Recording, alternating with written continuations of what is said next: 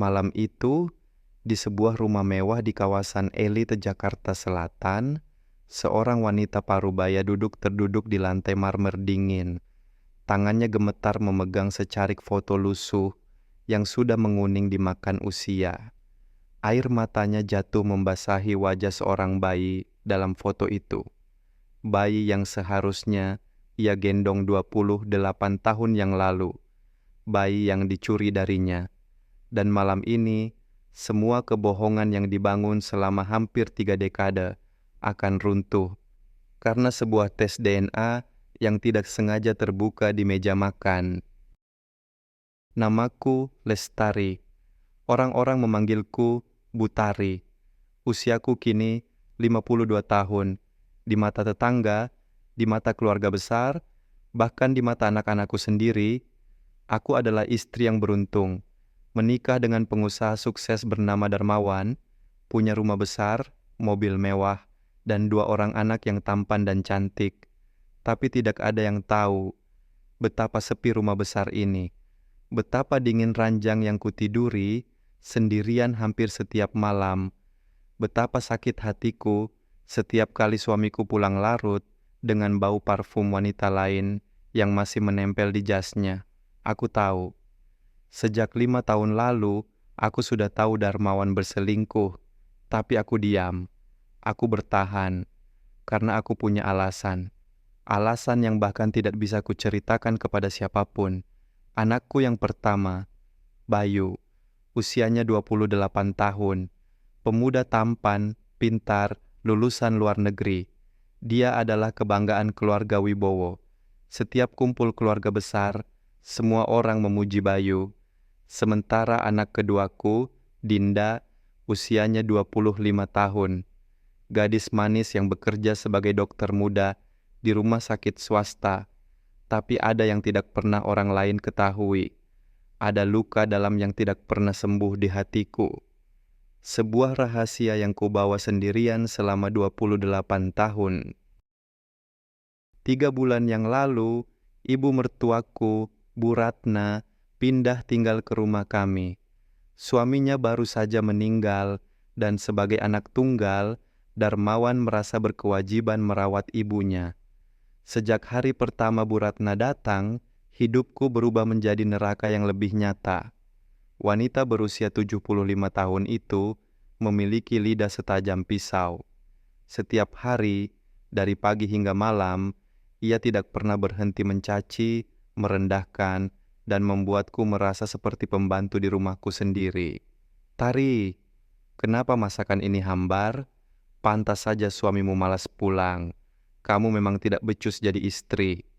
Lihat rumah ini, kok berantakan begini? Dasar pemalas, sudah tua masih tidak bisa urus rumah. Aku hanya bisa menunduk, menelan semua cacian itu. Karena aku tidak punya posisi tawar di keluarga ini. Aku hanya istri yang sudah tidak dicintai suaminya. Aku hanya ibu yang bahkan tidak yakin apakah anak yang kubesarkan benar-benar darah dagingku sendiri. Yang lebih menyakitkan, Darmawan tidak pernah membelaku. Bahkan di depan ibunya, dia ikut meremehkanku. Sudahlah Bu, jangan harap terlalu tinggi sama Tari. Dia memang begitu orangnya. Setiap kata-kata itu keluar dari mulut suamiku, hatiku seperti ditusuk ribuan jarum. Tapi aku tetap bertahan, karena aku menunggu waktu yang tepat. Suatu sore, aku sedang membereskan kamar Bu Ratna. Wanita itu sedang keluar bersama Darmawan untuk kontrol kesehatan. Saat aku membersihkan lemari tuanya, tanpa sengaja sebuah kotak kayu tua terjatuh dari rak paling atas. Isi kotak itu tumpah, dan di sana aku melihat sesuatu yang membuat darahku seketika membeku. Sebuah foto bayi dengan gelang identitas rumah sakit, tanggal lahirnya sama persis dengan tanggal kelahiran Bayu. Tapi yang membuat jantungku berhenti, di belakang foto itu tertulis dengan tinta biru yang mulai pudar. Bayi laki-laki, ibu, Siti Aminah, pembantu, ayah, Darmawan Wibowo, lahir 15 Maret 1997, ditukar dengan bayi laki-laki Lestari Wulandari. Tanganku gemetar, tubuhku lemas. Aku terduduk di lantai dengan foto itu di tanganku. Air mataku mengalir tanpa bisa kutahan. Semua pertanyaan yang selama ini berkecamuk di kepalaku akhirnya terjawab. Aku ingat 28 tahun yang lalu, aku melahirkan Bayu secara sesar di sebuah rumah sakit swasta. Saat itu, kondisiku sangat lemah karena kehilangan banyak darah. Aku sempat tidak sadarkan diri selama 2 hari. Dan saat aku bangun, bayi yang diserahkan padaku terasa asing. Ada perasaan aneh yang tidak bisa kujelaskan. Tapi semua orang bilang itu wajar. Semua orang bilang ibu baru melahirkan kadang merasa seperti itu karena kelelahan dan hormon. Tapi ternyata instingku tidak salah. Bayi yang kurawat, yang kusui, yang kubesarkan dengan sepenuh hati dan jiwa selama 28 tahun ini bukan anakku, bayiku yang sebenarnya. Entah di mana sekarang. Aku terus menggali isi kotak itu dengan tangan gemetar. Ada surat-surat lama, catatan transfer uang kepada seseorang bernama Siti Aminah, dan sebuah surat perjanjian yang ditandatangani oleh Darmawan dan Ibu Ratna. Mereka berdua merencanakan ini. Mereka menukar bayiku dengan anak hasil perselingkuhan Darmawan dengan pembantu kami yang dulu, Siti Aminah. Kenapa? Karena ibu mertuaku tidak mau cucunya punya darah dari keluargaku. Ia selalu merendahkan keluargaku yang sederhana. Ia menganggap kami tidak layak untuk keluarga Wibowo yang kaya raya. Sementara Siti Aminah, pembantu muda yang cantik itu, hamil dari hasil perselingkuhan dengan Darmawan. Dan ibu mertuaku lebih suka cucu dari pembantu itu daripada cucu dari darahku. Aku tidak tahu harus menangis atau marah. Selama 28 tahun, aku hidup dalam kebohongan besar. Selama 28 tahun, bayiku yang sebenarnya tumbuh entah di mana, dengan kehidupan seperti apa. Sejak menemukan rahasia itu, aku mulai menyelidiki diam-diam. Aku mencari tahu tentang Siti Aminah. Ternyata wanita itu sudah meninggal 5 tahun lalu karena sakit, tapi ia punya anak perempuan. Anak yang lahir sebulan setelah Bayu lahir. Dengan bantuan teman lamaku yang bekerja di kantor catatan sipil, aku melacak keberadaan anak perempuan Siti Aminah. Namanya Rini, usianya 27 tahun. Dan yang membuatku terkejut, gadis itu bekerja sebagai kasir di supermarket tidak jauh dari rumahku. Suatu hari, aku sengaja datang ke supermarket itu. Aku ingin melihatnya, dan saat mataku bertemu dengan Rini, hatiku berdebar kencang.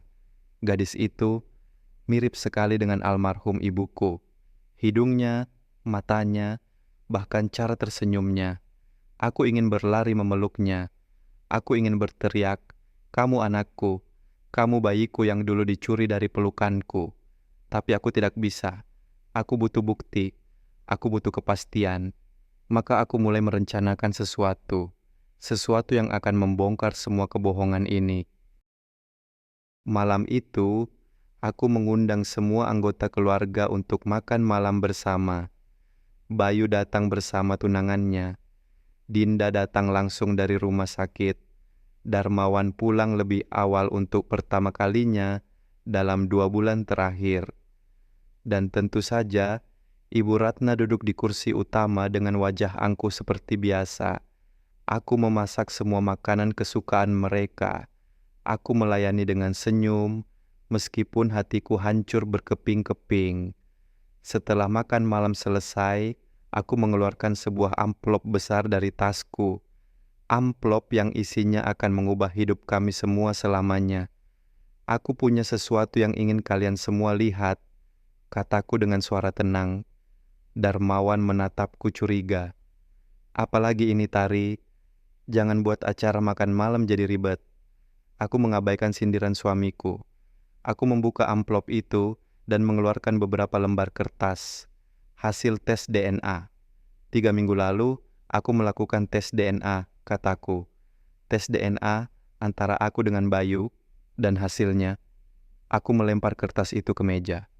Semua orang terdiam. Bayu bukan anak kandungku. Suasana seketika hening. Bayu terlihat syok. Dinda menutup mulutnya. Darmawan membeku di tempat duduknya. Dan Ibu Ratna, wajahnya pucat pasi. "Apa maksudmu, Ma?" Bayu bertanya dengan suara gemetar. Aku menatap anak yang kubesarkan selama 28 tahun itu. Anak yang kusayangi, meskipun kini aku tahu dia bukan darah dagingku. 28 tahun lalu, saat aku melahirkanmu, seseorang menukar bayiku dengan bayi lain, bayi hasil perselingkuhan suamimu dengan pembantu kami Siti Aminah. Aku berbalik menatap ibu mertua yang selama ini menyiksaku, dan dalang dari semua ini adalah Ibu Ratna, ibu mertua yang terhormat ini. Ibu Ratna berdiri dengan marah. "Omong kosong, kamu ini sudah gila, Tari. Berani-beraninya kamu menuduh. Aku punya buktinya," teriakku. Untuk pertama kalinya dalam 28 tahun pernikahan, aku berani berteriak. Kotak di dalam lemarimu, foto bayi, surat perjanjian, catatan transfer uang, semuanya ada. Aku mengeluarkan foto lusuh itu, foto yang sudah kufotokopi. Aku lempar di meja. "Ini foto Bayu yang sesungguhnya. Bayi laki-laki Siti Aminah. Bayi hasil perselingkuhan suamimu, Darmawan." Darmawan berdiri, wajahnya merah padam. "Tari, cukup." "Tidak, tidak cukup." Air mataku mengalir. Selama 28 tahun aku hidup dalam kebohongan. Selama 28 tahun, aku merawat anak yang bukan darah dagingku, sementara anak kandungku entah di mana. Aku diam saat kamu selingkuh, aku diam saat ibumu mencaci maki aku setiap hari. Aku diam saat kamu meremehkanku di depan orang lain, karena aku selalu berpikir, setidaknya aku masih punya anak-anakku. Setidaknya aku masih punya Bayu dan Dinda. Tapi ternyata, Bayu bahkan bukan anakku. Bayiku yang sebenarnya diambil paksa dari pelukanku. Bayu menangis. Pemuda yang selama ini terlihat kuat itu, kini menangis sejadi-jadinya. Jadi, selama ini aku bukan anak ibu. Hatiku remuk mendengar pertanyaan itu. Aku menghampiri Bayu, memegang kedua tangannya. "Kamu tetap anakku, Bayu. Kamu tetap anak yang kurawat, yang kusayangi. Darah mungkin bukan dari darahku, tapi kamu tumbuh dari air susuku, dari pelukan dan air mataku." Ibu Ratna terduduk lemas. Wajahnya sudah tidak seangkuh biasanya. Aku hanya ingin yang terbaik untuk keluarga Wibowo," katanya pelan. "Keluargamu miskin, Tari. Aku tidak mau cucu aku punya darah orang miskin." Amarahku meledak. "Jadi kamu lebih memilih cucu dari hasil perselingkuhan, dari pembantu, daripada dari istri sah anakmu sendiri?" Ibu Ratna tidak menjawab. Ia hanya menangis. Untuk pertama kalinya, wanita angkuh itu menangis. "Ada satu hal lagi yang harus kalian tahu," kataku sambil mengusap air mata. Aku mengeluarkan handphoneku, membuka galeri foto, dan menunjukkan foto seorang gadis muda yang sedang tersenyum. Ini Rini, anak perempuan Siti Aminah. Usianya 27 tahun, sebulan lebih muda dari Bayu. Darmawan menatap foto itu. Wajahnya berubah. 2 minggu lalu, aku mengambil sampel DNA dari gelas yang dia gunakan di supermarket tempat dia bekerja. Dan aku tes DNA antara aku dengan dia. Aku membuka amplop kedua. Hasilnya, Rini adalah anak kandungku. Anak yang ditukar 28 tahun lalu.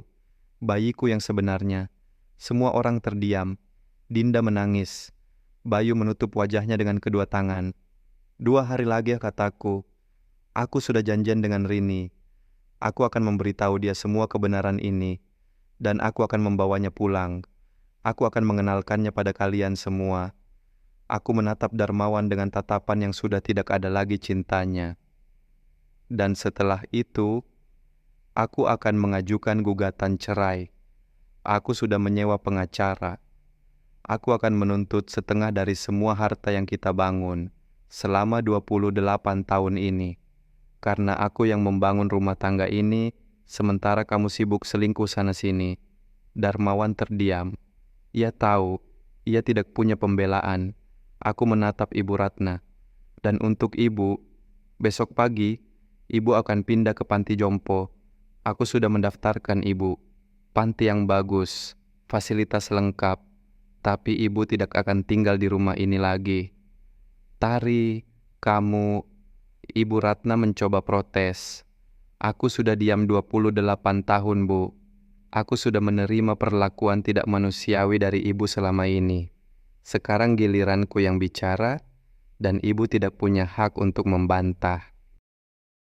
2 hari kemudian, di sebuah kafe sederhana, aku duduk berhadapan dengan Rini. Gadis itu terlihat gugup. Tentu saja, tiba-tiba ada wanita asing mengajaknya bertemu. "Terima kasih sudah mau datang, Rini," kataku dengan lembut. "Sama-sama, Bu. Tapi, sebenarnya ada perlu apa ya, Bu? Saya bingung ketika Ibu menghubungi saya." Aku menarik napas panjang. Ini akan menjadi percakapan tersulit dalam hidupku.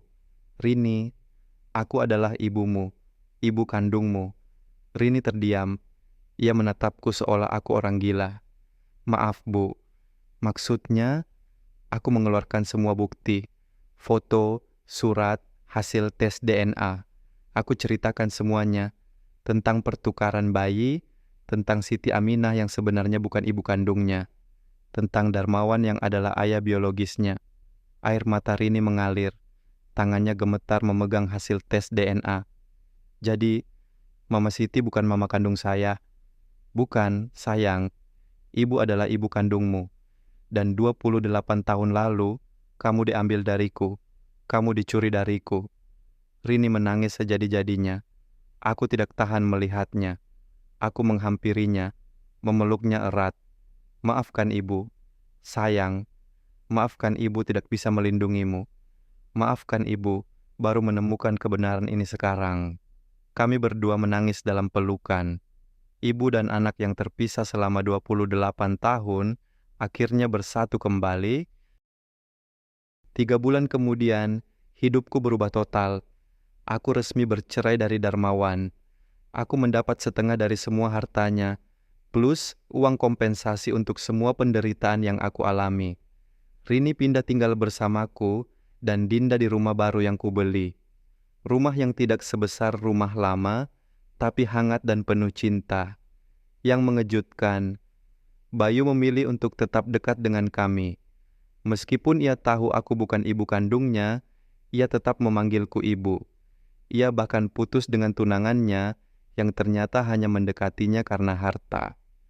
"Ibu sudah membesarkan aku dengan sepenuh hati," kata Bayu suatu hari. "Darah memang bukan dari ibu, tapi kasih sayang ibu jauh lebih berharga dari darah manapun. Kini, aku hidup dengan 3 anakku. Rini, anakku yang hilang selama 28 tahun, kini kuliah di universitas negeri dengan beasiswa penuh. Ia anak yang pintar, meskipun sempat tidak punya kesempatan belajar dengan baik karena kondisi ekonomi. Dinda, anak keduaku, kini sudah menjadi dokter spesialis muda yang disegani. Ia bangga punya kakak perempuan yang kuat dan tangguh seperti Rini. Dan Bayu, meskipun bukan darah dagingku, ia tetap anakku. Ia kini menjalankan bisnisnya sendiri, tidak lagi bergantung pada ayahnya. Ia menjadi pria yang lebih baik, lebih menghargai wanita setelah melihat perjuanganku." Darmawan. Ia kini hidup sendiri, usahanya bangkrut karena ia tidak punya aku yang selama ini diam-diam mengatur keuangan rumah tangga dan membantunya dalam bisnis. Ia sudah mencoba menghubungiku berkali-kali, meminta maaf, meminta kesempatan kedua, tapi aku tidak pernah menjawab. Aku sudah move on. Aku sudah menemukan kebahagiaanku. Ibu Ratna tinggal di panti jompo. Tidak ada yang pernah mengunjunginya. Bahkan Darmawan, Anak kandungnya sendiri jarang datang. Karma memang nyata. Malam ini, aku duduk di teras rumahku yang baru. Rini sedang belajar di kamarnya. Dinda baru saja pulang dari rumah sakit dan sedang mandi. Bayu menelepon, mengatakan ia akan datang membawa makanan untuk makan malam bersama. Aku tersenyum. Setelah 28 tahun hidup dalam kebohongan, dalam kegelapan, dalam penderitaan, akhirnya aku menemukan cahaya. Aku belajar bahwa keluarga bukan hanya tentang darah. Keluarga adalah tentang siapa yang ada di saat kita terpuruk. Siapa yang tetap memeluk kita saat dunia menolak kita. Siapa yang mencintai kita tanpa syarat. Dan aku juga belajar bahwa seorang wanita, sekuat apapun ia diinjak, serendah apapun ia diremehkan, selalu punya kekuatan untuk bangkit, selalu punya keberanian untuk melawan. Asalkan ia menemukan alasan yang tepat untuk bangkit. Alasanku adalah anak-anakku. Rini yang kehilangan 28 tahun masa kecil bersamaku. Dinda yang harus melihat ibunya disakiti bertahun-tahun. Dan Bayu yang meskipun bukan darah dagingku, tetap anak yang kusayangi. Kini kami adalah keluarga yang sesungguhnya. Keluarga yang dibangun atas cinta, bukan atas kebohongan. Dan aku akhirnya bisa tersenyum dengan tulus. Tersenyum karena bahagia, bukan karena harus berpura-pura. Karena kadang, untuk menemukan kebahagiaan yang sesungguhnya, kita harus berani menghancurkan kebohongan yang selama ini kita pertahankan. Dan air mata yang kutumpahkan malam itu, 3 bulan lalu, saat menemukan foto bayiku yang dicuri, adalah air mata yang akhirnya membongkar semua kebohongan. Air mata yang menyelamatkanku. Air mata yang membebaskanku.